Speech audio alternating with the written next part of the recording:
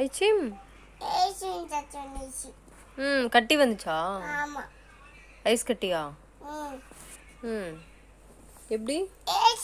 போட்டாங்களே இப்படி போட்டாங்க இப்படி அது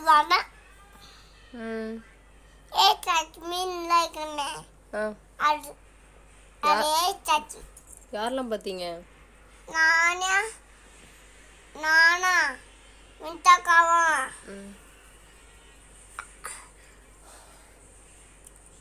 அப்பாவும் டாடியும் அப்பாவும் அம்மாவும் மோனியும் நானும் அப்பாவும் அஜிபாவும் ஐயாவும் தாத்தாவும் எல்லாரும் பார்த்தோம். என்னத